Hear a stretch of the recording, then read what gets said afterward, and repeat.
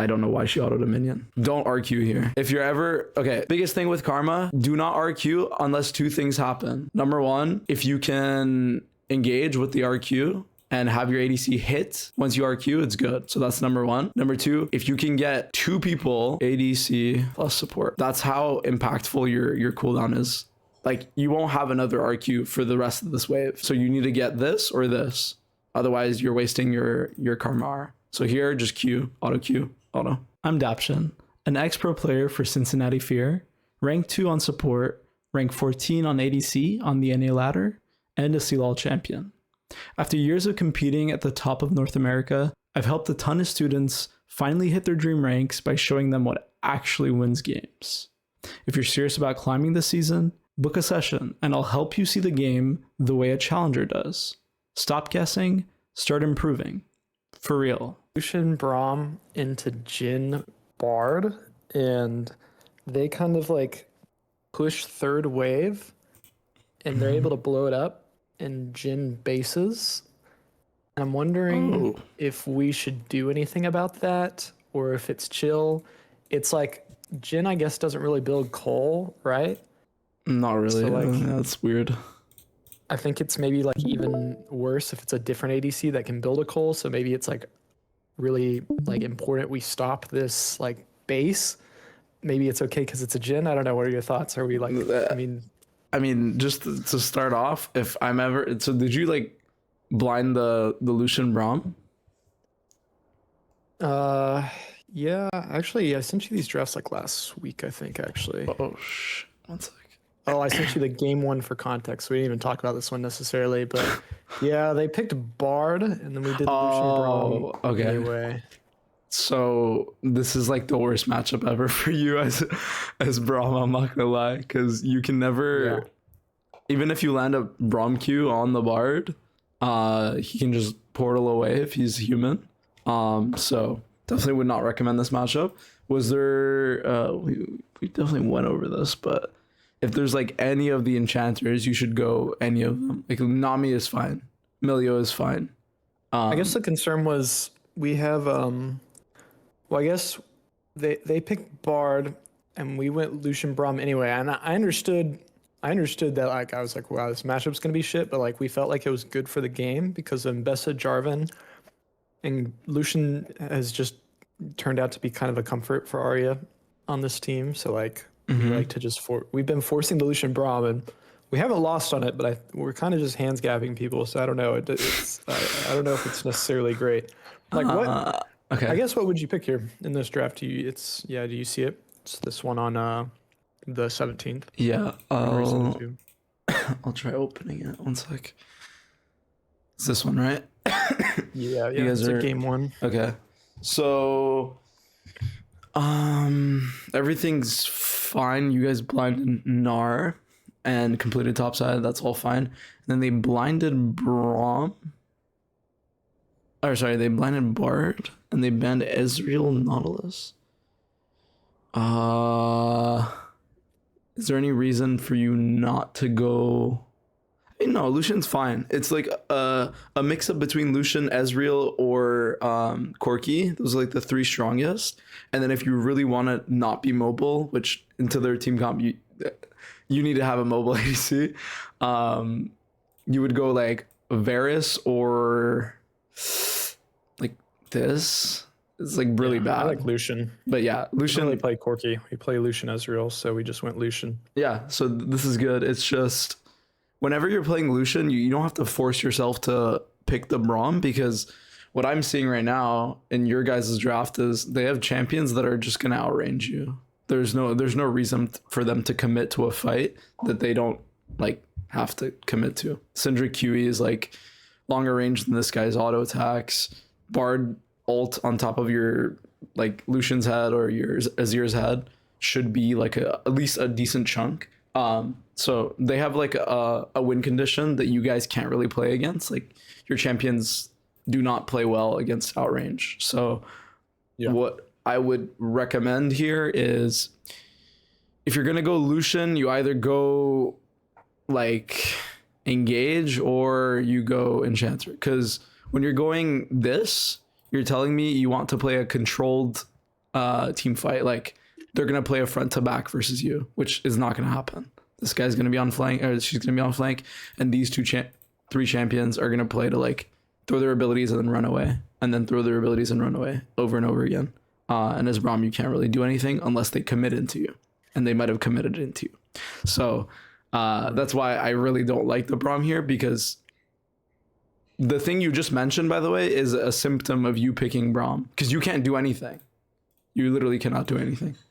If we look at guess, so what is the pick then? We like Lucian, and obviously like Nautilus is the pick, but they ban it. So, I mean, what could be the pick here? Like, on this is on last patch, but Blitzcrank on this new patch actually feels so good with the E buff. I don't know what else though, because like every other melee is like kind of rough into Bard, right? I mean, you could honestly pick any of the melees. Like, it's not good, but it's not bad either. Like, whenever you're playing Engage, you have the option of just like pulling a trigger and then making a fight happen. Whereas with Braum, you're just waiting for them to run into you. Just kind of a hard win condition. Like, they don't have to. And then I think Rel, Leona, those champions, depending on your comfort, honestly, you can go Pyke, like fucking Blitzcrank.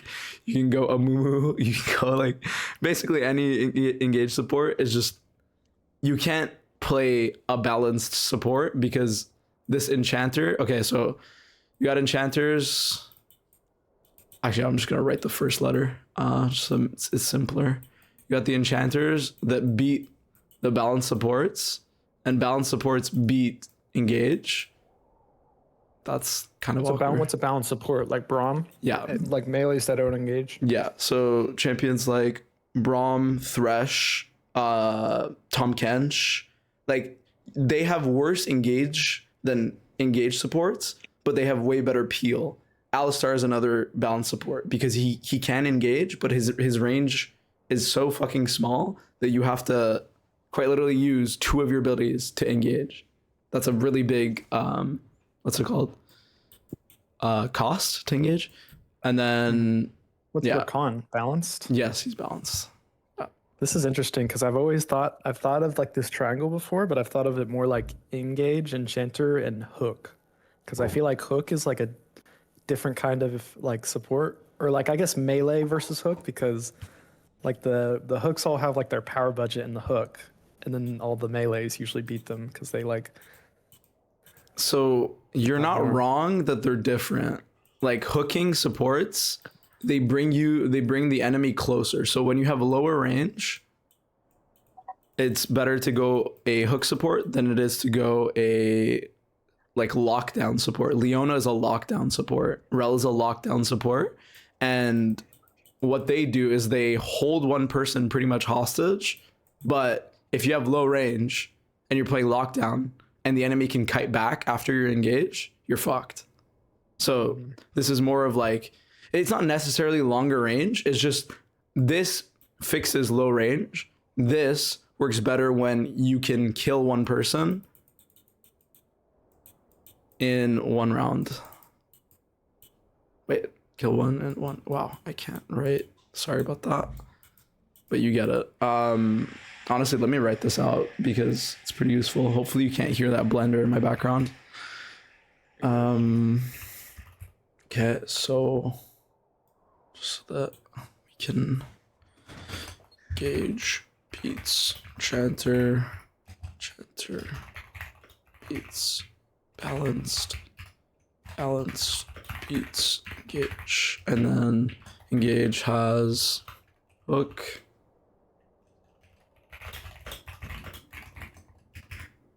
and then lockdown.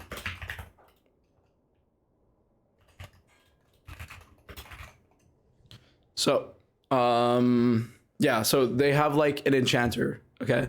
Bard is an enchanter, unfortunately, because even though, like, the thing that's kind of confusing sometimes is, like, I've heard people say that Rakan's an enchanter, but what is he better at doing? Is he better at peeling, or is he better at, like, healing and shielding his ADC? Like, you know, like, for me, Rakan, whenever I think about Rakan, it's never like I'm gonna primary engage with Rakan. unless I have flash. So that tells me that he's not engaged support. And then when you look at his enchanter abilities, his Q and his E are pretty fucking like low numbers. So they don't really do as much as other enchanter supports. So the thing that he does best is peeling people off of his ADC. So yeah, here I would say you either pick an engage or pick another enchanter to try to outscale this enchanter, which mind you, Enchanter feels bad because we don't really have like engage. I guess I mean Braum isn't engage either, but we have like Xin Zhao Gnar. Like literally Gnar's our only CC. oh no, you have Xin Zhao Q. Azir. Yeah. Well, yeah, Azir ult. There's not like our engage is not very reliable. But when you lock in this champion, by the way, you're not telling me you want to engage. Like you don't. You're telling me that you want a front to back. Front to back. Yeah. Control. So this champion doesn't really fulfill that. A champion like Poppy, Skarner, Sejuani, those are champions that help you with control because they have more like either more HP or they have peel abilities that prevent other people from getting onto your carries. So this guy can carry the game and the enemy can't like pretty much get on him. So Xin Zhao is telling me you want to fight. So it's fine to have like these two champions are fine as engage, by the way. It's just your engage has to know how to play these champs as engage. And by the way, okay, I said by the way twice. Xin Zhao, whenever you're playing an objective, it's the easiest thing ever for you to just stack your Q twice and flash on the carry. It's really not hard to have Xin Zhao as a primary engage. So I think don't be. It's like alls to say like Nami, I think would be best to like win the lane with Lucian. Like we really get to bully Bard in lane. Or Millia maybe, but I don't know. Nami like This is not me. It's looks better here. I can't really tell you like why specifically, but Millia's like literally slower, I guess. yeah. But it still doesn't feel great. Like I guess Blitzcrank is goofy. I think it's okay. It's fine. No, it's okay. It's genuinely okay because you have champions that want to fight. Like this champion wants to fight. This wants to fight. This wants to fight. So if you want to go engage, it's fine. It's just going up. A balanced support is telling me that you want to play front to back when they have champs that outrange you, which is like kind of the theme we've been talking about, which is good for them, right? So,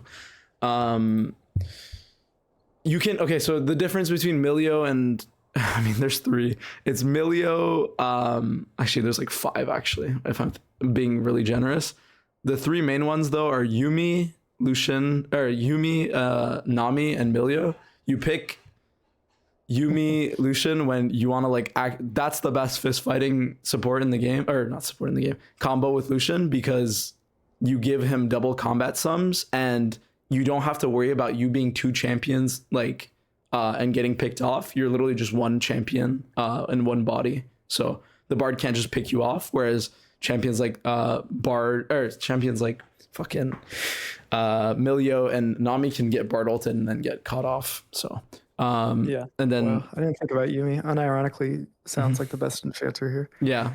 You can pull that off. And then if you really wanted, like if you're scared of the Syndra outranging your team and your Lucian really wants to like fight and like dash forward in team fights, which he kind of does, right? Since your engage is like pretty shit, you're going to have to pull something off before they can just outrange and get their second rotation of spells. So if you want to go Milio and cleanse the Syndra QE, I don't even mind it. It's just not the best. So yeah, I would say either Nami or Yuumi. I would go Yuumi. And then there's others, like you can go Sona, but I would go like you can go Janna as well. It's okay. I think that in hindsight, like I would go like probably Blitzcrank or Leona. Yeah, those are like good. an R. Yes, Syndra and Bard. yes. Like I still like the lane. Like well, actually, the lane's honestly better than Braum. Actually, Yeah. like, I can actually go forward a little bit. I mean, but Bards they still win the lane with Leona, but like I have some forwardness, which is nice. So, I mean, I think that's kind of the. I mean, I can't believe we just talked about all this, and your question wasn't even about this. Sorry about that. Wait, no, but this is so good. Like, because can we look at this draft too? This is a draft we did in Scrim yesterday. It's a Braum draft that that also felt bad. We've been playing a lot of Braum. My team suggests Braum a lot. I've been listening. They said Braum looks good here.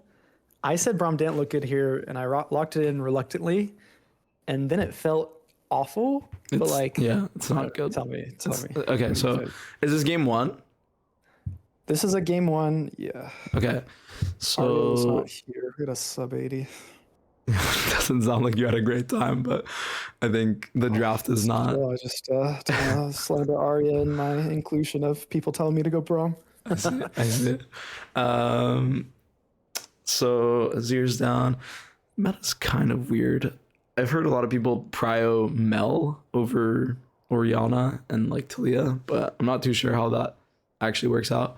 So this is fine. Your draft, your first 2 picks, I'm completely fine with. It's just this that I find confusing. Like, why didn't you guys just complete your top side? Because my top laner wanted to drop. Why?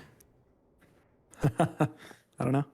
Okay, so he's trolling, by the way. When a top laner tells me he wants to drop on blue side, you're telling me that the enemy has to pick their top laner here or here, otherwise their draft is bad. In which case, by the way, they can pick 80. They can pick like I don't know, ADC here and then pick top lane here with 2 bans. They don't have to.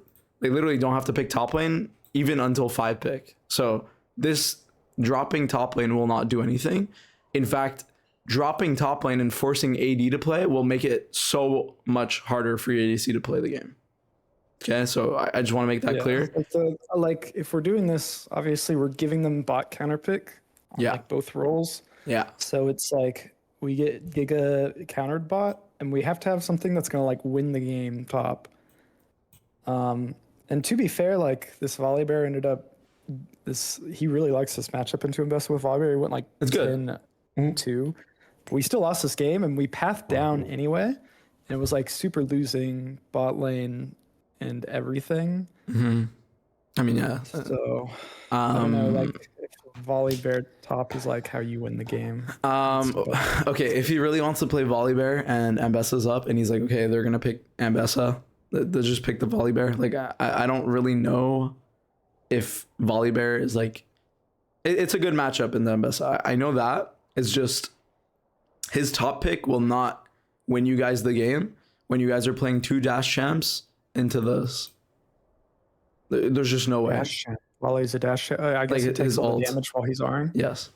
So Sure. it's like, I mean, yeah, if he R's, then he's gonna get 1 shot by himself. But like yeah, like playing these champions in Talia, I'm like already like kind of iffy about it. So what I would recommend is you pick your top laner over here. I would not say Ambessa is a good pick. I think good picks for you would be Sion's okay. Aatrox is fine. If you want a blind Volibear, that's also fine. You can also go Renekton. See, these are champions that are like blindable, but He would do Ornn or Shin or Gnar. Those are like the big 3 blinds for him. So that's what he usually likes to do. You should probably just go Blind Ornn. Renekton too, though. He should go like Ornn. Like there's no reason for him not to go Ornn here. And then for you guys, so he would go Ornn, and then the enemy could go whatever the fuck they want. They can go Ambessa too. But the thing with Ornn as well is like, it doesn't necessarily work with Orianna. So out of all those champions, like Gnar is okay.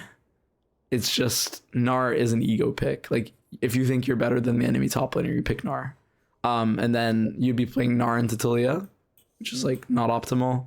If you go Shen, you're playing Shen into Talia. Like this champion is just a blocker for a lot of the.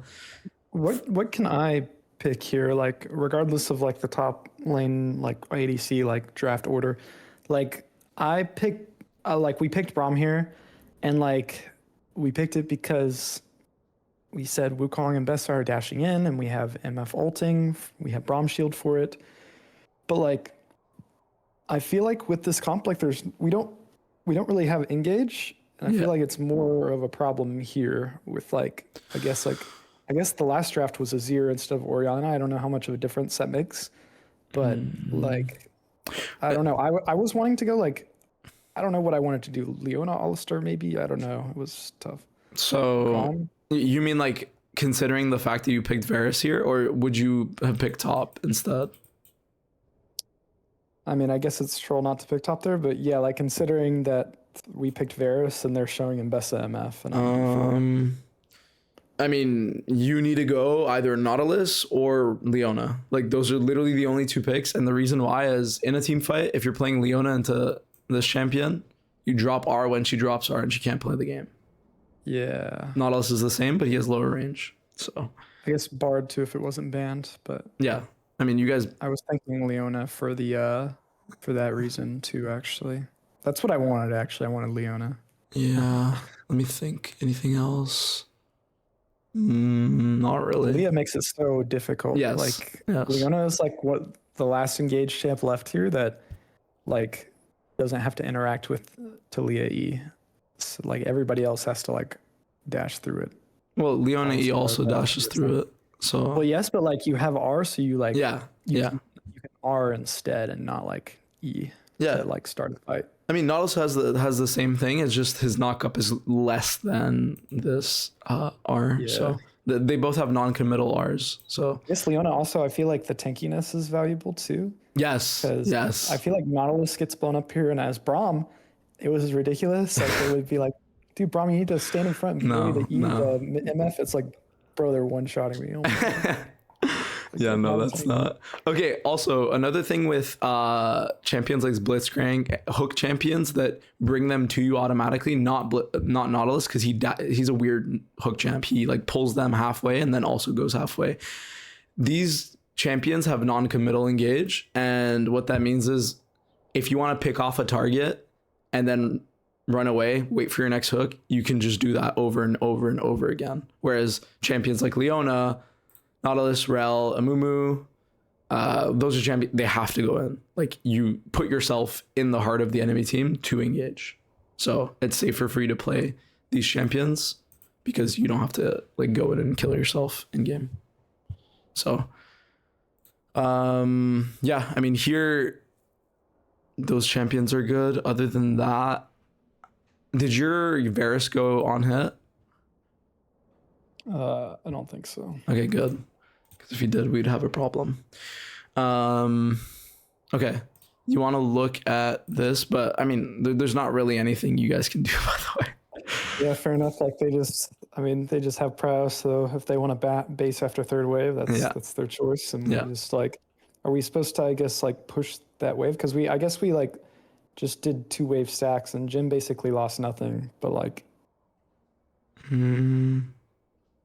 Well, okay. So this is the 4th wave, and their Jhin stopped showing now. So let's say he starts his base now. Like 308, he's taking his base. You guys should be counting in your head how long this guy's been missing. If he doesn't show in the next like 8 seconds, you need to hard shove this wave and crash it. okay, I mean, it depends actually. No. I mean, this guy's trolling, by the way. Why is he basing on a wave he hasn't crashed? This makes no sense. I don't Also, know. you guys should hold this wave. Yeah, no, this makes no sense. Just hold this wave in front of your turret. It's gonna slow push out. No, what you guys did was fine. 2 waving is good because they're gonna lose minions as the wave is stacking. I'm just gonna play this forward. I don't know if you guys. Okay, you guys did not last hit these minions, so that's an issue. But These we're last seeing them. No? no, he queued this and then double autoed the caster here, so it's 1 HP. So- she def. Yeah. And then now the wave is like much smaller than it should be. Like, yeah, this is basically one He wave. would have lost like maybe a melee or 2. Yes. So then Off of that, you would have 2 less melees to begin with, or 1.5, let's just say, and then he would automatically lose this many minions. That's why basing on a cannon wave now is worse, because the minion timings makes it so that you're gonna miss your cannon, which is pretty bad early game. So Yes. and he just I don't know didn't why crash. What's up? Basing. I don't know why he's basing. Like it's just. I don't know either. Like, I'm asking the same. Like the fact that you guys get a crash here, by the way, is just so illegal. They're supposed to be crashing waves into you over and over and over again. They just bailed you guys out. So yeah, they didn't miss the cannon, which is like a mistake of you guys not slow pushing the last wave. These melees, and then I'm not sure how many times you guys hit this wave. It looks like you guys hit the wave more than it had to be hit, at least from what I'm seeing. Yeah, I didn't need to use that runic stack. I think Arya might have hit the wave as well. Not sure, but regardless, yeah, this cannon should have died, and then you guys get the base, which is really good. And then, I mean, you guys are fine, honestly. Yeah, okay. Well, that makes sense. I guess I didn't like, yeah, draft diff really. Like actually, yeah. We could look at this one. This is I like DM'd you about this, but we didn't. I guess we talked about the draft previously. But it's just the Karma into Nico. Like, I've played Nico Karma a bunch of times, usually on the Nico side, and like whenever I play Nico, I feel like I'm gapping the Karma, and the Karma is just useless. Like maybe there's a little pressure early, and but I feel like the Karma doesn't really do anything to me, and I can just dodge her spells, and I kind of have the same damage. I do the same thing as Karma. I can just kind of like hand stiff them, but I also feel like Nico's OP when I'm on the Karma side. Like I'm playing Karma here, and I don't know if I think I'm maybe playing it not as aggressively as I should, or maybe incorrectly, or maybe Karma, Kai'Sa, or like Kai'Sa, Yunara. We have a Yunara, so like Nico can kind of hit Yunara pretty easily because he's low range. So It feels bad. I mean, it is bad. But I must be playing it wrong since I'm kind of supposed to counter Nico, right? So like. Well, no. Okay. So whenever someone picks Nico in a draft, let me just make this clear. You are picking to make the lane not unplayable. You need to pick a champion like Bard, a champion like Karma, a champion like Rakan is okay because he has a heal and a shield, but even this is like kind of bad. You need to play champions with sustain basically, or a shielding. So this champion warps bot lane. It just does, because you have an undodgeable ability that splashes onto minions. Like, think about it, right? Karma Q, shorter range, and is dodgeable. Okay, you literally have to RQ for it to not be an undodgeable spell. And then, like, you have a shield and a snare, but she can just E your snare if you're running at her. So it's not a winning matchup. You're just neutralizing this. So let's just make that clear. And then, okay, so just want to see how the level. Also, yeah. Kai'Sa Nico is a better 2v2 than Yunara Karma, because as Karma, you kind of want to like push your wave and then make sure you're like playing to hit the turret and like kind of like poking them as you're doing that, but you can't really do that as Yunara. Like you can, but like your Q. So like isn't like Yunara, like isn't Karma, if you're losing 2v2 bot lane, like how the fuck are you gonna be losing 2v2 bot lane and you pick Karma? Isn't it like so awful for the game? Think about it. Because now I have a Karma that lost bot. No, but okay. Useless. So the thing you're not thinking about is if you don't pick Karma, Bard, Rakan, you will lose bot lane and you will lose your turret. This champion is just so OP. Okay. Like I'm not even joking. Available, but yeah. Yeah, like this champion just warps bot lane. Like you can't CS as an ADC unless you're telling me that you want to go like Jhin. Okay, so what would win this lane would be like Jhin Karma, because you can go boots 4 pots and then just fist fight the Nico and you won't run out of HP. You can also go Ezreal Karma, because you then neutralize, like you can farm from far away, right? So you actually don't even really need to interact with them. Caitlyn. Caitlyn is also fine because you can insta push the wave. It's just you need to play it really well because Nico can still Q you as you're hitting the minions. Like it's still possible. But yeah, It's Ezreal because we picked Yunara and it was just kind of like Yunara is Prio bait, but like she's we good. need to do something else. Like But Ezreal. yeah, no, I think ever since last patch, I realized like she's good, but like there's definitely picks that fuck the like you can't pick Yunara if it's a bad lane. You can't pick Yunara if they have hard engage and you don't have like champions that can stop that. Like she's a basic hyper carry. So it's not like her identity as a champion changes just because you pick her. It's just she's a way better scaler than a lot of the hyper scalers in the game. So that's kind of the logic behind her. And I think when she was being picked at Worlds, like or picked her band, it's because the teams knew when to pick Yunara and when not to. I wouldn't necessarily like want to play Yunara here. Yeah. And like, mind you, if you don't pick Yunara and you go Ezreal and they go Yunara here, you're fine. Like it's not even that bad. She cannot make you guys want to lose this game. Kai'Sa can fight Yunara every time she has Q. Right? But if you're playing Ezreal into Yunara, you're actually stronger as Ezreal for the first like 10 minutes of the game. So okay, so let's see. I want to see how you set up this lane because it matters. And there might have been options for you to like take over the lane. Okay, so also okay, wait. Just gonna start from the top. If you really want to like not play this lane out, you can just send Yunara top and let her 1v1 from level 1 onwards. And Yeah. that's like a genuine option because Olaf cannot kill Yunara. Even level 3, he cannot kill Yunara. It's just impossible. Every time Olaf Qs and Yunara has E, she can just walk out of the Olaf Q. It's just OP. And then if you guys don't do that, I'm fine with you guys playing out the lane, but it's going to be like a 45-55 for you. Okay, you're hitting the wave. Okay. So already your guys' like configuration is kind of wrong because by you standing here, you're telling me you want to fight this ADC. But if you're playing Karma into Nico, you need to be here fighting the Nico. So I'm going to play it forward and I'm going to show you why this is so hard. So right now, because you're sitting at the same spot, Arya wants to move this way so that he's not standing on top of you. This is normal. And basically, he feels pressured to move to this side of the lane because you're on top of him, and now you have to adapt and move this way. And by that time, this Nico should have already thrown Q. I don't know why he's not doing it, but the lane is already starting. Like you're gonna start to lose HP from minute 130. So this is already kind of wrong. And then here, like if the Nico is on vision and like doing all this, like you need to just fist fight her instead of hitting the minions because she's on vision.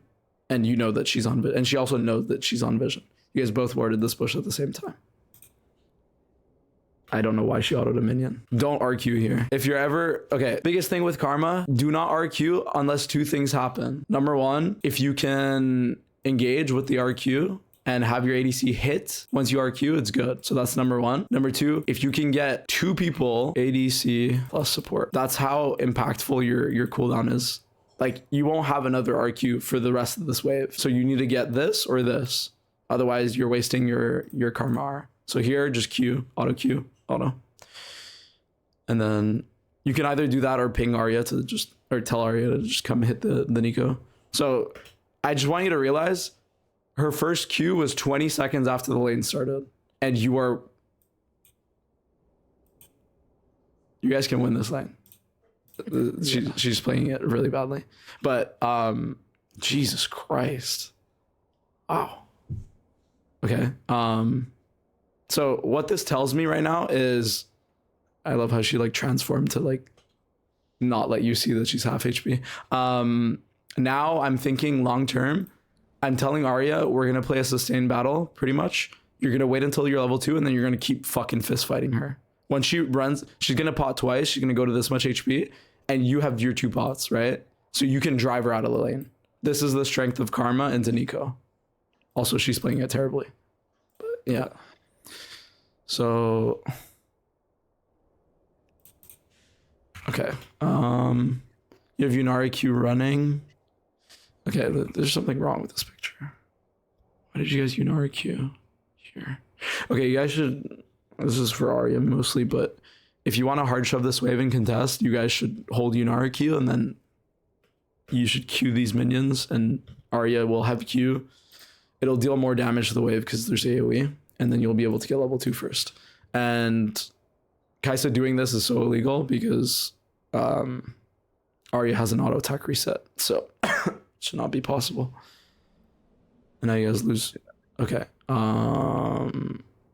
Who's their jungler? Fuck, I forgot. Vi? No, you're fine. This is the worst flash I've ever seen in my life. If Neeko blows flash like this, it tells me that they want to dive you. So Arya wasting his Q is why we lose level 2, you think? Or should I have been hitting more earlier? So this is good. This is good. Yes, I just wasted a runic stack on Neeko, didn't I? This is fine. This is fine. Like, you have now driven this Neeko out of lane. So the thing I want you to think about is your next Q and Arya's next Q need to be active for when this next wave comes, because you both have AoE spells. Mm-hmm. So if you Q this wave, you're hitting 6 minions because there's going to be 3 melees coming, and this minion's going to die eventually. And Arya will be able to hit 6 minions at the same time. This Kai'Sa and Neeko can't do that because the Neeko would have to Q. I mean, they can, but it wouldn't be the best because Kai'Sa should be fighting your Yunara, and then this Neeko needs to fight you. So they should not be able to outpush you. So yeah, you guys end up losing level 2, but this Neeko flashing like is completely fine. Also just wait for stand at the edge of the EXP range and just wait for these minions to come in. You guys, there's no reason for you guys to walk up past this line. So yeah, you guys are like in front of the line. I didn't draw it well. Can you replay that? Why did we? I even from that point, how do we lose level 2? I guess like because he. So can you just play it? It's like we've been skipping around it, so I kind of like. Yeah. So she cues it. I guess like what's illegal is Neeko walking up as far as he is with the health he's at. Mm-hmm. Maybe. Like we should be punishing Neeko walking up so that they can't hit this. So we're like the minions are exactly even right now. I have no Q, Yunara has no Q, and he gets to Kai'Sa Q the wave. Okay. Yeah. And okay, so one thing so that we both wasted our Qs. Yes, but also this Neeko is gonna have Q up, and if Arya's standing in the wave like this, like you're gonna lose level 2. So I'm just warning you about that. Never stand on the wave versus AoE champions. It's the same thing for you guys. Like if they're standing on the wave and you throw a Q, you get like max value. But you can, the second you throw your Q and it doesn't land, just start autoing this Neeko. But if you do that, Arya's gonna get pushed out, and you're gonna push out the Neeko. So you see how like yeah, it's just mainly a symptom of you guys using your spells really. Okay. So and then there's no reason for you guys to tank this Neeko Q and this. Oh wow, she missed. Nice. Okay, so both junglers are pathing bot. And you guys are losing prio. This is fine. They're just going to crash this next wave into you. It's fine. So on this wave, you guys have to fight. Let me see how you guys fight this. Arya's really low. Okay. Okay, just be careful here. The same way I told you, like for the level 2 timer, you should hold your Q for the next incoming wave. You need to hold your Q because these minions are going to give you level 3. And the second you get level 3, you'll actually get a good trade pattern off with your Q and your W. So don't throw your Q out yet. Get level 3. You auto this melee, get level 3, W onto the Kai'Sa, Q her, and then like that's your trade pattern. And you do that over and over again. But yeah, if they get level 3 at the same time as you do, like there is no trade pattern. The trade pattern is get the fuck out of there. Wait.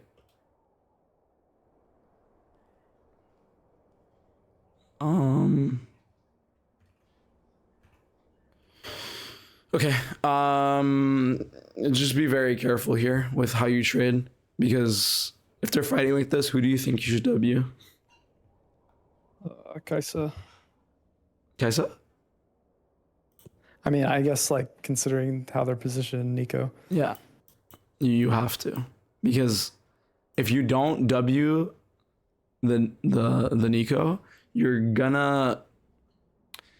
So in bot lane, right? Sometimes I've told you that support matches support, AD matches AD, but right now, if Nico throws out her E, does she have any spell to stop your W?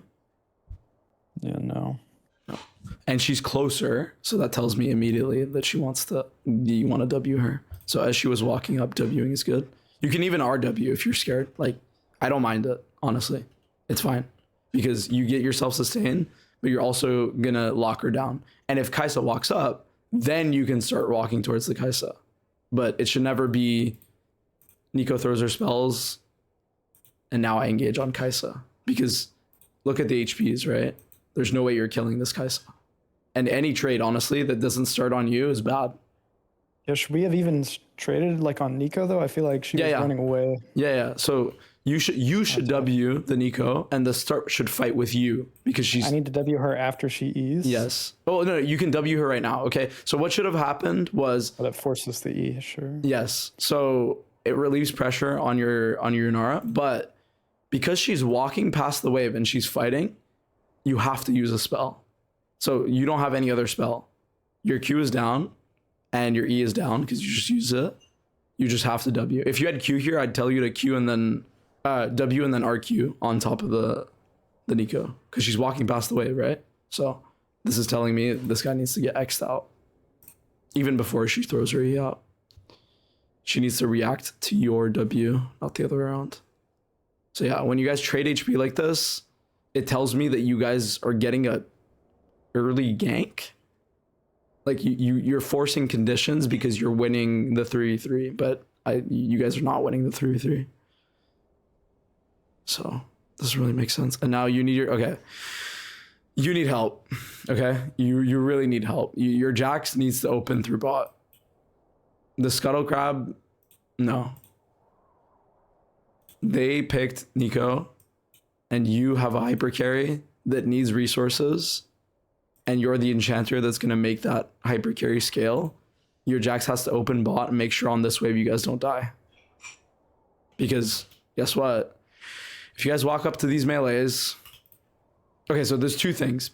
You guys walk up to these melees, Vise and Tribush, and then comes after you guys. She doesn't have to show here, by the way. Yeah, so you guys are either going to blow sums or die, or you guys do what you're doing right now and you're just going to get your wave slow pushed into them and you won't be able to CS. So either way, you're fucked. You need help. This is all right here. I'm thinking about it. The second my ADC drops to this much HP. Because, okay, so what are the two options for Arya, right? Like, if you think about it. When he drops to like 150 HP, what's going on in Arya's head? There's only two things you could be thinking about. I mean, base or soak. Yeah, eat shit. Exactly. So, are you gonna eat shit? I don't know. Absolutely not. Like you can't. If you eat shit this early in the game, the game's gonna get hard. So no matter what, you need a resource on the map. Okay, so if your Jax was top lane, you would have to eat shit, unironically. But you have a resource available to you. Of course, Jax wants to farm, okay? I get it. But it doesn't matter if Jax is fed if you guys can't crash your wave and they're perma-freezing on you guys. This takes precedence. Is that the right word? Yeah, sure. I think it is, yeah. So, right here. Over his crab, you mean? Yes, yes. Like maybe he's giving the crab just to like cover us. Okay, yeah. I mean, your lane is so sad. This is not. Wait, What does Jax do if he opens bot and he's giving crab? He needs to make sure that. He just like looks at them. Like we're not So- really going forward, are we? Like No. Okay, so he should just come to the tri-bush and make sure that the Vi isn't there. This is what's going to kill you if she's in this bush right now. So he needs to make sure that the Vi isn't there. bases in the tri bush and tries to get to top crab. Or He something? doesn't, honestly, he doesn't even need to base because he wins 1v1 versus Vi. So if he fist fights their Vi and you guys play your 2v2, so you're going to have to use your last pot and you're going to have to fight one of these two off so that your Yunara can walk up in CS. And the answer, unfortunately for you, is Kai'Sa. You have to fight the Kai'Sa off because this bitch has no flash. So think about it, right? If you're walking up and you're trying to contest one person and then Nico has flash and she can flash and kill your Yunara, it doesn't matter. But she does not flash. So you need to relieve pressure off this guy or by hitting this guy. And then you'll get your wave crash. So the 2v2 is bad, but you guys should never die here. 2v2. So I'll just make that clear. And you should bolt for the bush here. Like this should be what you're doing. Even though the Nico's playing up here, you're never actually joining the fight. So remember what we talked about last time, like pivoting. She's playing towards the river because she wants to go to Scuttle Crab and fight, but you want to make sure that you get this wave in. So you're gonna play through these bushes. This gives more pressure than this does. Yeah. So it's good. Q. But then yeah, move down. And then now you see how Arya like can't walk up? Because there's a Kai'Sa in this bush. So yeah, she can just kill your okay. Yeah, I mean you're just okay. So yeah, the mistake was just not contesting the bush. And Kai'Sa doing that, by the way, is pretty illegal. Oh, whoa. Holy shit. Whoa. Oh yeah, it's whatever. The guy. I mean, It's just goofy. It's just goofy. it's fine. It's not fine, but like, you know what I mean? You know what happened. Not a coachable moment. like you wouldn't do Just that next time, so it doesn't really matter. We talk about it, we could not talk about it as well. Okay, At this so point, I'm already like in game. I You're haven't checked played out? this matchup a lot. I guess not checked out, but I'm more just confused. I'm like, because I haven't played this matchup a lot, and I'm like, I mean, like I know now, but I was like, why? I thought like Karma is just gonna like fist Nico, but this feels so bad. yeah. Yeah, I see now what I could do better. And then the last tip I'll give you for these lanes, these double range fucking poked the death lane. Get refill pot. You and your ADC need to get refill pot. The reason why is, think about it, right? If you buy a ruby crystal, how much HP does that give you? Yeah, 400 refill pot, 200 over and over, Yeah. or like not even. So- Ruby Crystal gives 150. Yeah. So you're getting permanent HP, but you can get that much HP in terms of pots and more. And then you can also get your boots since you had 500. So you should go boots plus refill pot, and your ADC should go longsword plus refill pot, or I have, call plus refill pot. Magical footwear. Oh, you do. I usually go like I go cosmic magical footwear the majority of the time on like Lulu Karma. Mm, I think triple tonic is more viable this patch. This was last patch. it is, but Biscuits even. yeah. This line.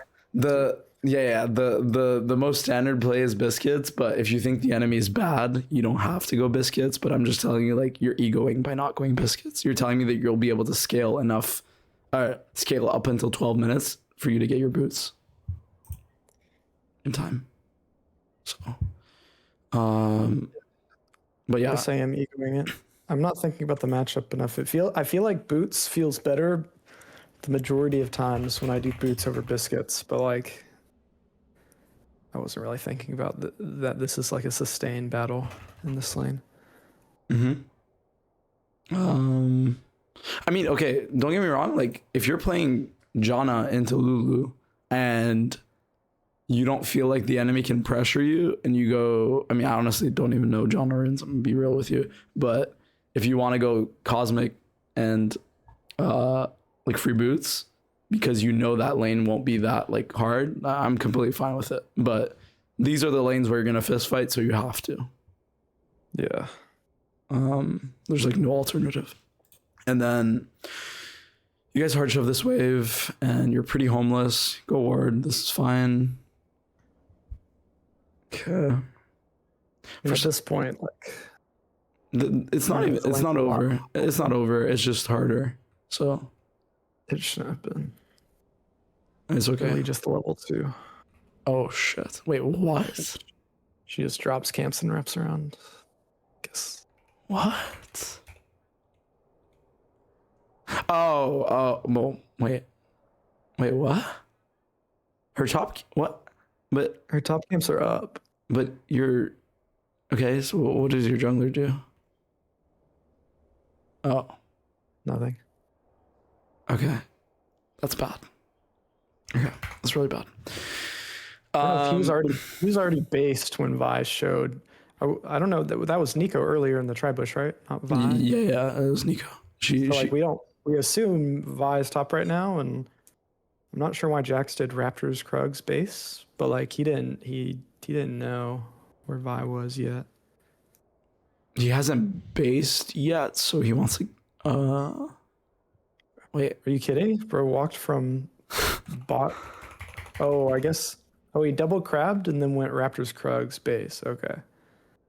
I mean, So the double crab is why he like is on this weird tempo. wow, that voice guess. crack. I mean, if he's double crabbing, what? Why did he go Raptors first? He just fucked his sequence up. He should just, if he's double crabbing like this, by the way, he should just go Krugs, Raptors, Wolves, Gromp, and then base. He's being selfish. So Yeah, I don't know why he went Raptors. yeah, if he, I mean, so right here, he would be finished with Raptors. Your Ryze is TPing back mid, and he should not base here. He would either He's like in the middle of mid lane walking to Wolves. And he Yes. sees Vi show up and he could like pivot to their top side yes, or try to come cover us, but we're already dead. So yeah. And here it's like pretty fucked. There's no way you live. Okay, the only thing that's telling me that you have to be careful here is this. There's no reason for them not to ping toward this. There's no reason, because the only reason would be that they're scared of your jungler being on these camps right now and coming to gank you in the next 60 seconds, which is not likely at all. So whenever somebody pinks or starts sweeping, I'm thinking this person wants to gank. I low key turn into my jungler when I'm thinking about them though too. Not that this is real, but like he turned into Vi, who's probably like thinking about his jungler. Oh, Which that's smart. It's Yeah. totally not real, but like No, I that definitely makes have a sense. bad habit where if like my jungler's about to gank me, like sometimes I turn into them just because like I'm thinking about them, and I'm like, oh shit, like I'm getting it's like a poker thing. Yeah. I mean, I tell. no, that makes sense actually. It's just funny. So I mean, yeah, now I'm glad you didn't put down your pink ward. It's just you guys can't contest this wave now. Now that they put the pink ward, and mind you, like the only thing that you lose by not contesting here, because they pinked, is just 3 casters, whereas the risk is dying. So, like, even though it's terrible for the Vi to be here, like I'm not gonna, it's horrible. You guys need to be careful. Also, another thing is, if you guys are gonna ward, make sure you ward this bush, because when you're warding this tri bush, it tells me you want to hit their turret, and they're stronger now. So just ward those. And if they pink the tri bush, then you're fine. And mind you, like if The Vi literally did base to all the way around here. Like, Merry Christmas, man. Like, you're just gifting your bot lane the lane on a silver platter, just like for no reason at all. And because your jungler didn't punish it, it's actually good. But yeah, I mean, Yunar is kind of the wing con, so I can yeah, like partially. obviously he's dropping a lot top side, but like it's not like it's like, oh no, Orin is getting a free lane. Not even. True. So I guess like there's a little logic to like we want to just camp the Yunara Karma lane and make their life hell. Kind of, but in competitive play, if you do this shit versus a good jungler, you will lose literally 3 camps. Like Jax will just become OP. Yeah. Yeah. There should be a trade-off to doing something as horrible as this. Hold on. I'm trying to see if your mid laner has a ward. Because if he has a... Okay. Please, and I mean please, if you ever like review anything, just make sure that on this timer, when your Ryze TP's back, just tell him to ward the Raptors. Please. Because this actually changes a lot. So we know. Yes. Well, like if Vi, I guess it's 507. I'm not sure if I did a camp or not. I guess he did like a Raptors maybe, and then we would have seen him path. I don't know where. I guess he would have Krugs up is what he wants to start right now. Yeah. So like we would see him not on Raptors, and therefore he could have Yes, been here. yes. But like he could already be here before we would see him on Raptors. Like I don't think the Raptors word. We would just see Raptors alive, but I don't know how much. But that's the thing that gives you information. If these Well, he would Raptors, still be walking there from Krugs up to Raptors in the same time he came and ganked us. there's only a certain amount of like you can't not farm your like the reason why Raptors is so OP is because it's the most accessible camp to mid lane, which has the most the most dispensable ward in the game, because you can literally push your short lane and then go and ward and then be back at the same time for the next wave. Whereas bot lane, if you want to push your wave and then get a ward on their camps, you have to push in 2 waves, pray to God that they're CSing all these minions, and then go ward their Krugs. And then you'll be even late to the next wave. So seeing whether or not the Raptors are up will tell you, okay? So the Vi, let me go all the way back to when you guys died. So Vi has now admittedly not farmed a single crab. He knows that Jax is going to like double crab here. So in his head, he's like, okay, I'm just gonna reset. And then I'm guessing he went straight to his bot side. And in my head, that's what happens here. Wait, his Krugs aren't. His Krugs aren't up. His top side is up. So you would So see him. Ryze- You would see the Vi on the Raptors. Honestly, I think you're. So Yeah, okay, I get it. I didn't explain this right, but because your jungler did double crab, I didn't realize he did double crab. I thought he did one until earlier. You pointed it out. He already based and he's doing his Gromp already. He's on the way to Wolves, and in about 5 seconds he'll show on the Raptors. So, Rise base TP. And he just runs to go ward now. Jax actually pings Raptors missing Yeah. or Wolves. He did kind of both. Somewhere over there. Yeah. But yeah, I mean, so if could Rise even walk up to get a ward right now? I mean, he has to. He has to do it before he bases or after he TPs. In which case, mind you, like if he does this, okay, the he's ward gonna after TP, like by the way, it doesn't even like imagine he walks up there right now, ward is And placed, wards, and- Raptors are up. Yes. And I guess that's like the red flag instantly. Yes. Well, there's we're two like, oh, things. Raptors are This and the Raptors being up, you need to be on high alert and run for your fucking life. Because Vi is already in Pixel Brush right now. Yeah, So it's like so- kind of cooked almost right now. It's like really tight timing Yeah. for us to realize this. But this is all because your mid laner did something wrong, by the way. I don't know what happened in this lane for him to, like, his base was late. Like, really late. He greeted for a wave or something. Yeah, he did greet for, yeah, exactly. Playing this wave with no mana. Yes. I guess. Yes, this is why, by the So- way. This is why you guys don't get the Raptor word. He stays and tries to clear this wave by himself with no mana. So he should have just asked his like Jax to like help him push or something. Like there is no freeze here if he's trying to push it, and if he can't push it, he should base. So But yeah, Jax said double crab instead of helping him push, I guess. yeah, so I don't know where Mel is right now. she just based because she's literally 300 HP because the Jax showed on the map right here, Okay. and she doesn't want to contest. So no matter what, your Ryze needs to base, and like, you know how crazy it is that like, 'Cause he can't really freeze that wave. he can't. But I mean, he could just hold those minions. The next wave comes in and he base TPs. Like, is it not quick enough? yeah, that's exactly what he It's should have done. Okay.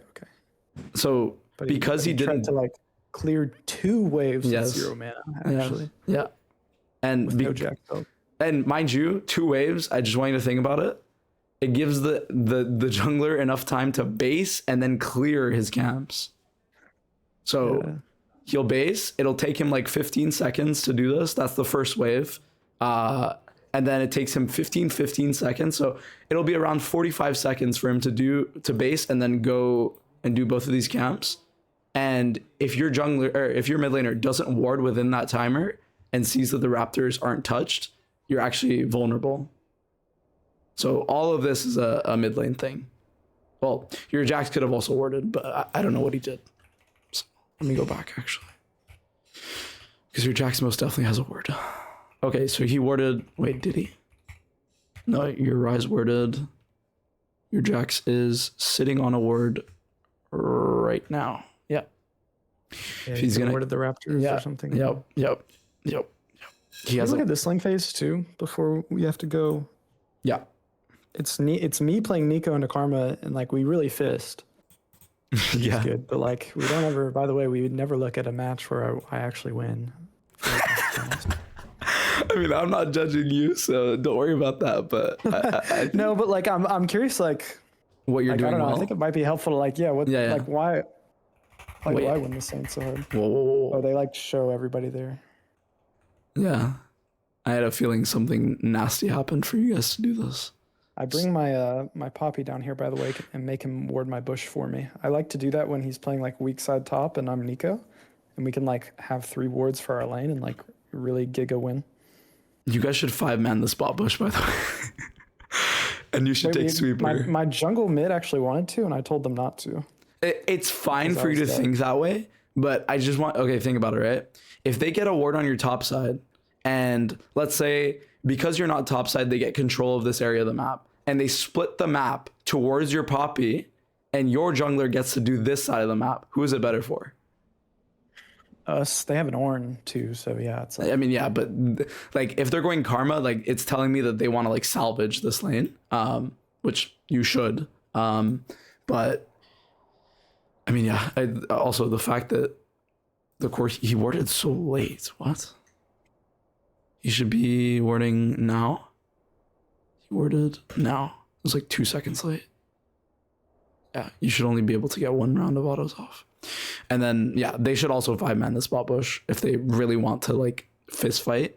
And like in Nico Karma matchup, should I expect like a good team to like try to 5-man Yes. the bot lane? yes. Like, is that like the Nico Karma level 1? Yeah.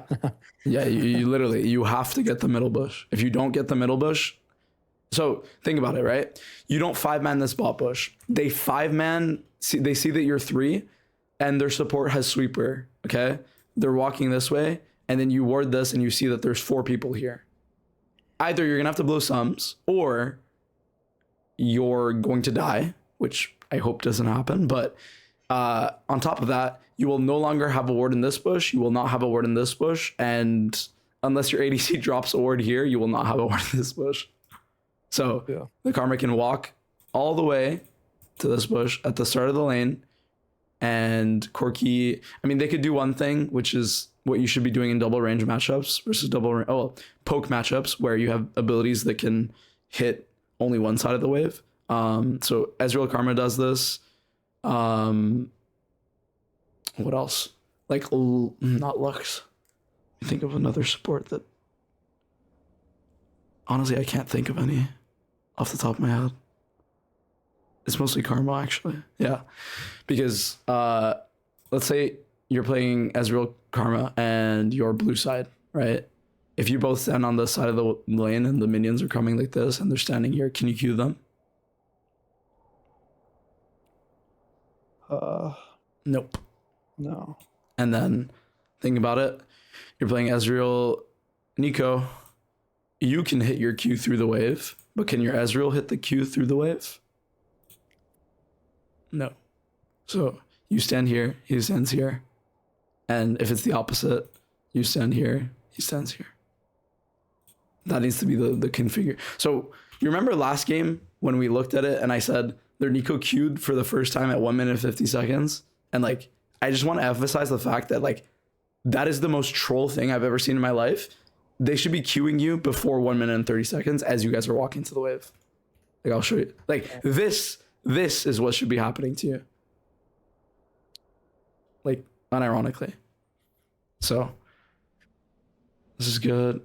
Okay, I would not recommend going E though, because when you go E, you need to get good enough of a chunk that if they don't base, they won't be able to play the lane.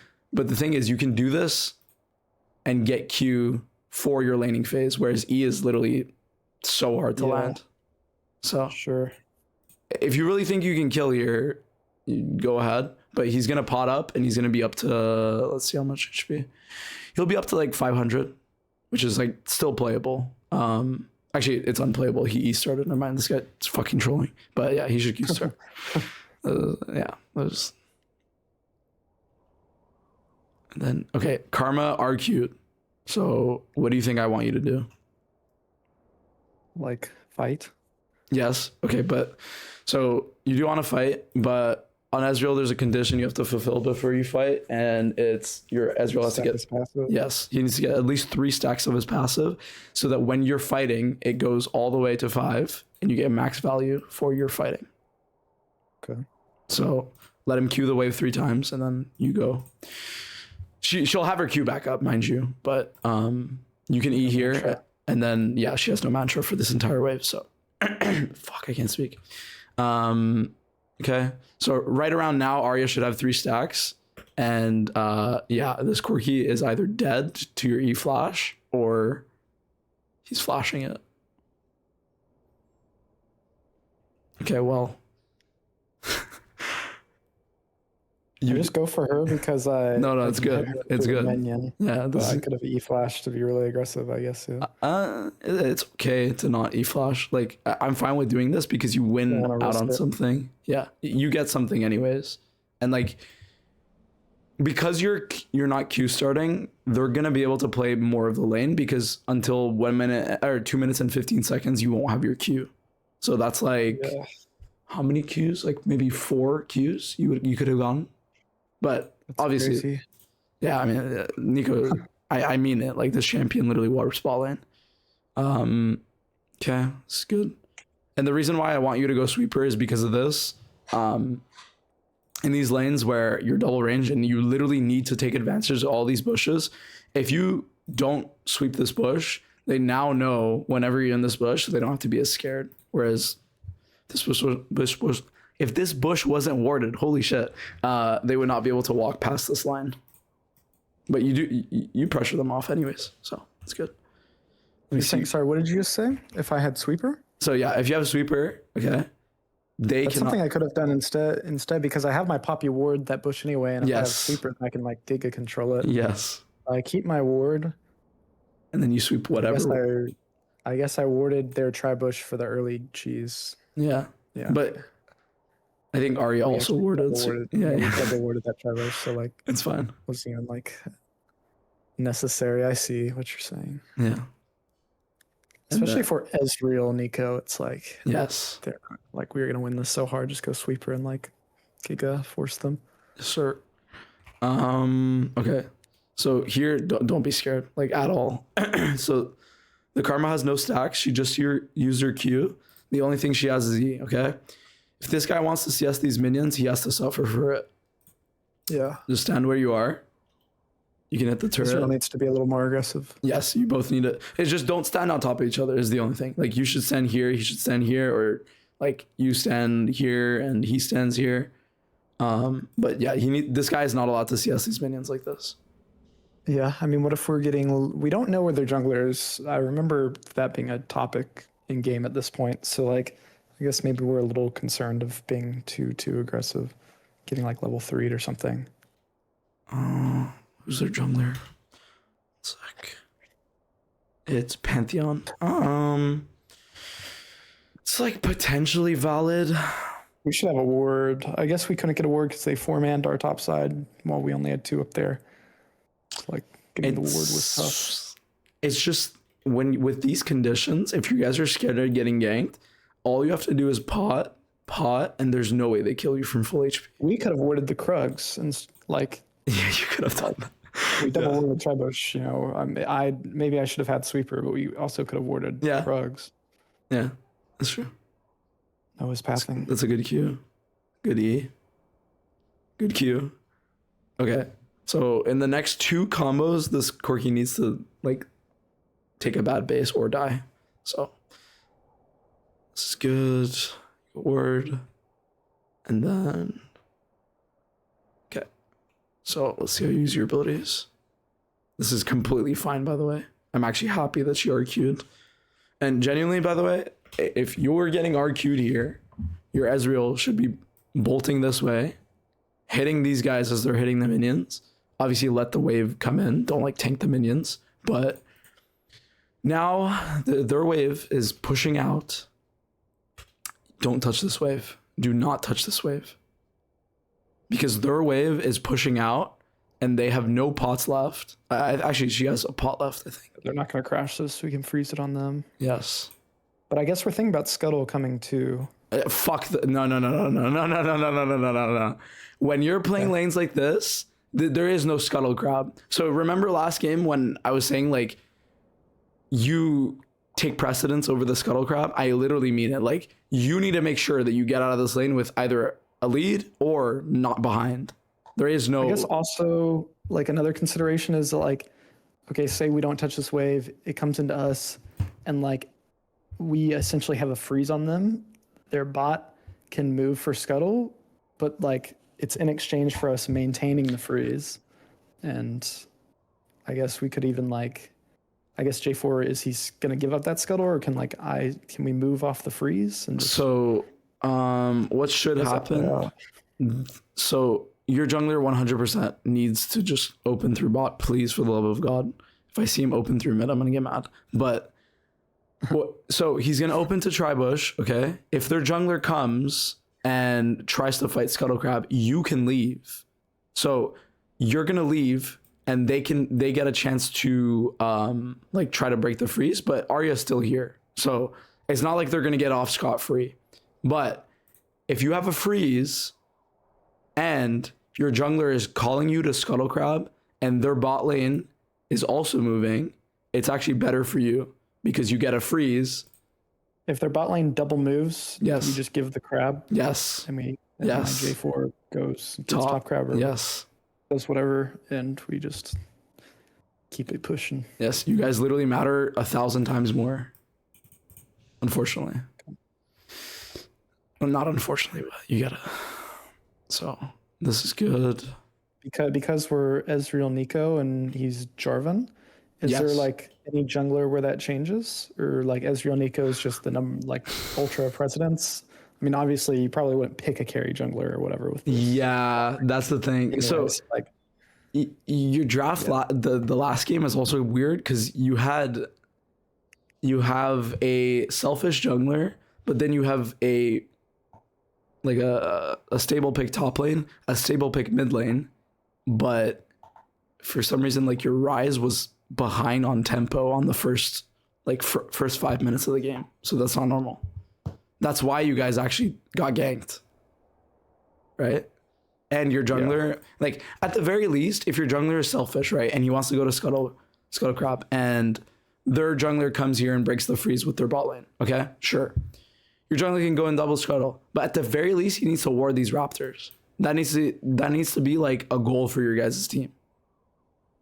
If you're double scuttling, just make sure as you're on your way out, you're obviously just be safe, but at the same time, get Raptor ward so that on the next timer, you know exactly what's going to happen.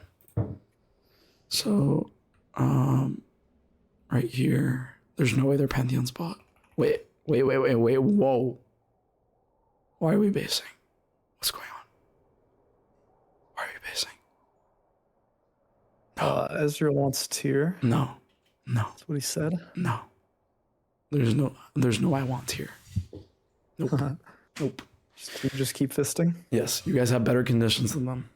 If you have It's better like than Corki wants tier 2, so like it's like not even like can't even argue that like tier base is important because like they need tier base too.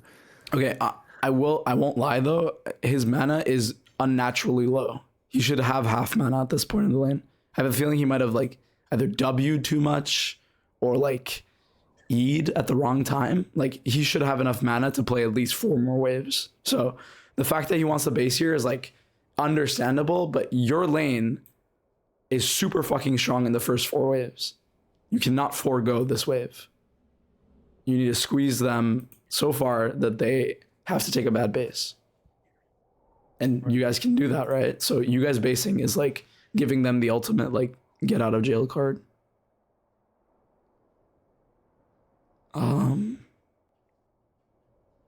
Okay, don't base so if you're not basing to begin with, you're not basing at all, because basically what your ADC did was what the enemy ADC did when you guys were playing Jhin Bard or Jhin. Yeah. I think it was Jhin. We were Bard. Lucian Braum against Jhin Bard, yeah. So they pushed 3 waves and then they base. You guys push 4 waves and then base, but you actually crash. So it's not the worst thing ever. It's okay. But if he bases and the enemy bot lane sees that you guys are on the wave, they need to blast this wave because you guys win 2v2. So if they slow push this wave into the next and you don't take your base on this wave, they can't actually crash it. You're going to be here. Your Ezreal should be here, and you guys should fist fight them and prevent the crash. Yeah. So, I thought about it. You played the lane out good. Like you played it pretty standardly good. So it's just I mean, we still freeze it though, right? I mean, yeah, it could be better, but like it's not like they crash. They're trolling, by the way. This guy just W'd a minion. I mean, he wants to crash. Well, yeah, but he has to have W to crash. Like to like fuck us off. Yes, right now. yes. Like he's not doing the last step. He stacked 2 waves together and then pushed it and then just went to base. Like, and I guess this wave is too big for us to hold with them contesting us. Okay, sure. Unless you want to use both of your bots, like maybe it's okay. It's not the worst. Yeah, Karma's like coping. I mean, yeah, the Corki just fucking left. Freeze, but... Yeah, he tried. Okay, now you can base. Now you can base for sure. If you hadn't based, sorry.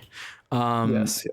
But like, so the pattern was wrong. Like you guys didn't squeeze them enough until they had to take a bad base or died. But you ended up with a good result because they just didn't crash. They didn't use their wave fundamentals correctly. So the result's okay, but I just want you to know in the future, when you get a trade like this, level 1, this is telling me this Corki is going to take a bad base or he's going to die. Okay? Right. And I need to force that no matter what. I need my jungler for that, whatever. That's the goal. So I'm going to write that down actually. Range lane wins.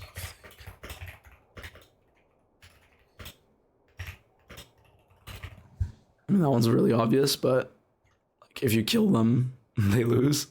Other than that, I think there's not much else. Your ability usage is also, it's pretty good. It's just on the turret, you seem to be a little bit scared, regardless of the Karma RQing. But other than that, you use your pressure really well. So when the Karma RQ'd level 1, like you walked up and matched your abilities. And then when the Corki walks up to CS, I saw you like throwing your Q on repeat. So it's good. Nico's one of my more comfortable champs. Like Karma a little less right now. Mm-hmm. I feel like there's like to champ mastery, there is like I feel like with Fearless, it's insane. Like I mean, I don't think I have any champs mastered except like support Senna, which is like not real in comp. So like it's really unfortunate.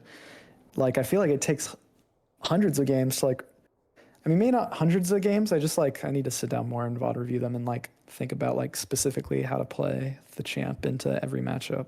Yeah. So I'm just going to give you a little, a little introduction to learning new champs. Like, have you ever wondered that like when a new like ADC or a new support comes out, like pros are able to play it within like days?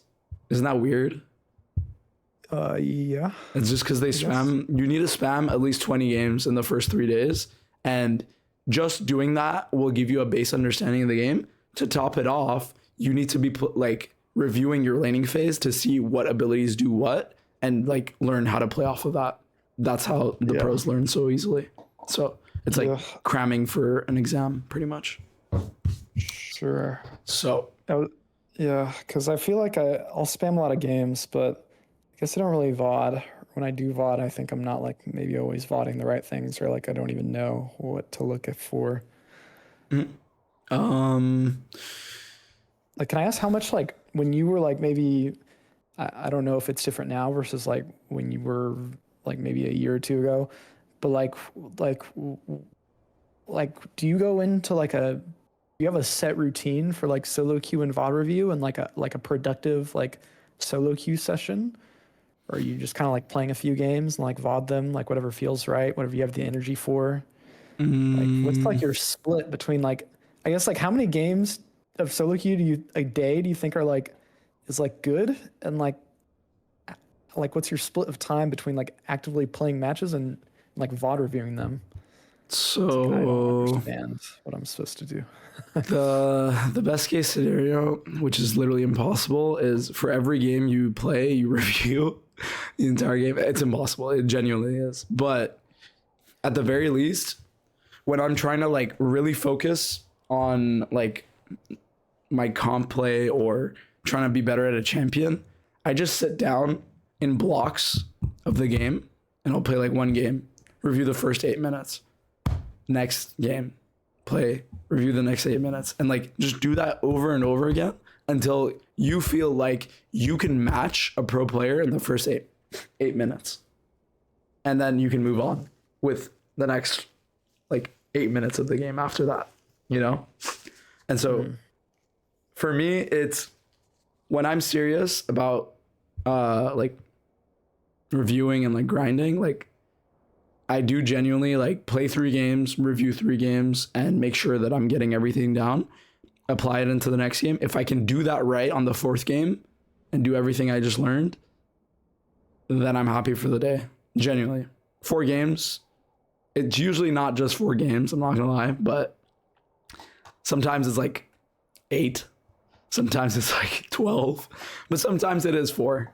Sometimes I get it off on the first try. So that's kind of the... You mean you're playing 8 or 12 games because you feel like you haven't mastered Yes. the thing Yes. you're looking at that Yeah. day? Yeah. Like Okay. it's pretty annoying, but you got to do it. Because I'm playing 12 games because I'm just queuing up.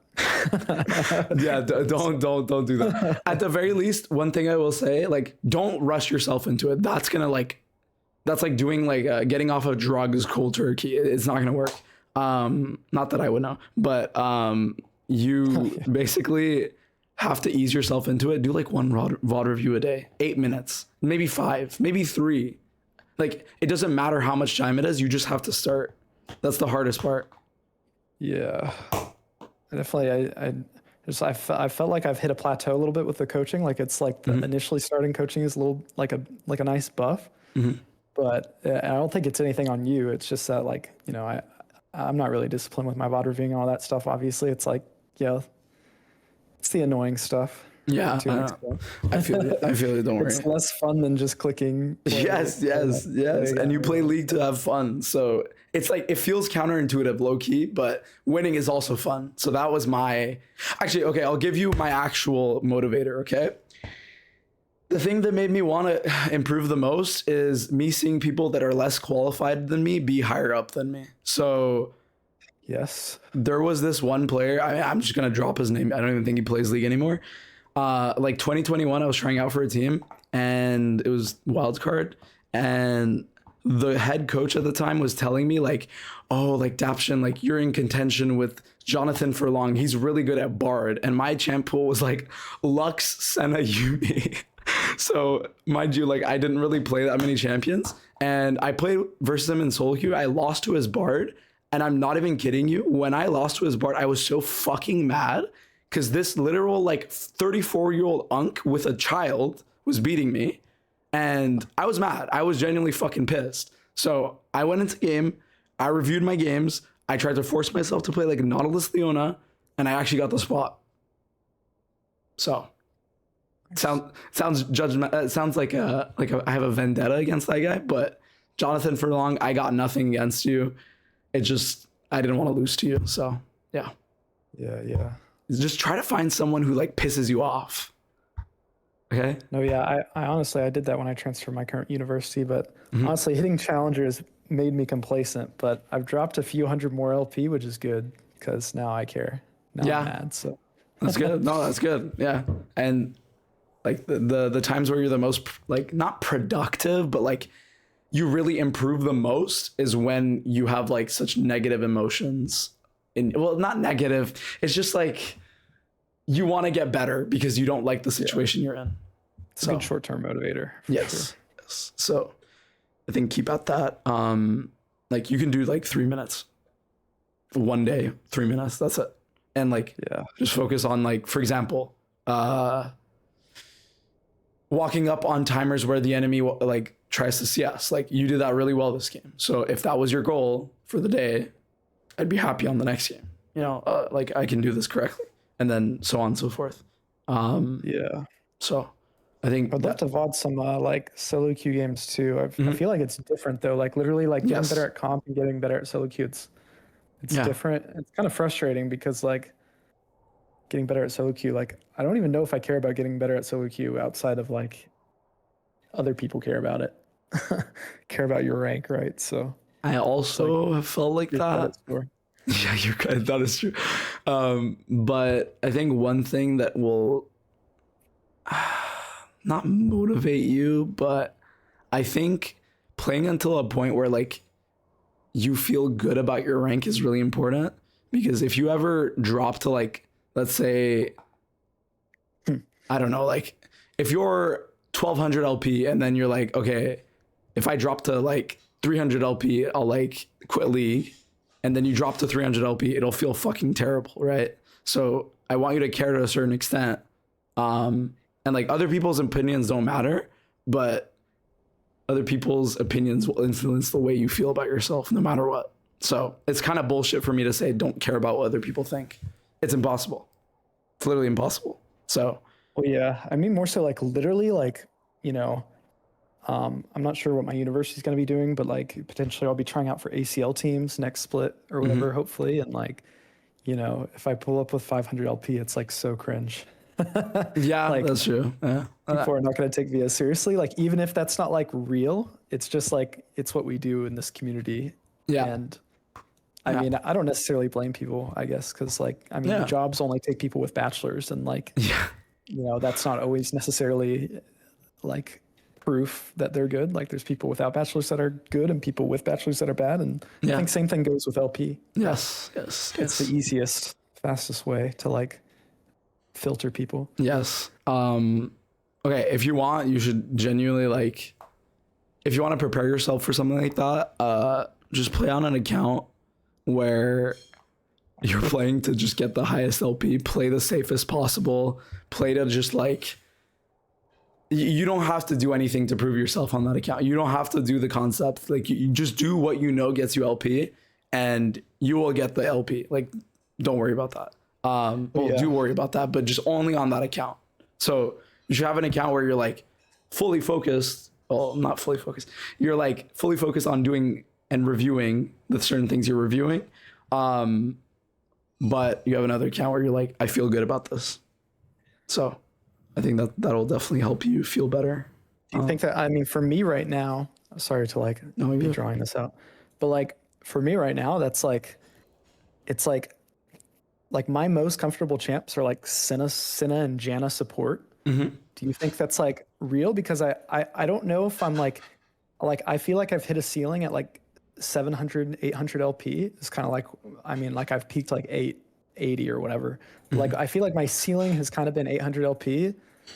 And I feel like to an extent, like Janna, Senna, it's like kind of one dimensional in terms of like how they fit into comps. And I think that starts to get more important once you start to get into the GM Chow lobbies, right? Yeah. Like Yeah. they're my one tricks or whatever, but like they don't, I can't just like hands gap people on my main every game in the higher elo. It's more like I feel like I need to either expand my pool or maybe like one trick champs that are like more versatile and can like fit into more comps. Because obviously like people don't want to play with Senna support, but when I'm at Masters 400, 300 LP, I just carry them anyway. Yeah. I mean, no, that's fair. But I don't at 800 LP. I don't carry them. I'm just kind of a regular center at 800 LP. I get what you mean of like, yeah, as at a certain amount of games or not, a certain LP, you're gonna start feeling the weight of your champion not being meta, because if they were meta, they wouldn't feel so bad to play in those high elo lobbies. So eventually, if you encounter that plateau again, well, when you encounter that plateau again, I think practicing on a second account a champion that will like always be meta is really important.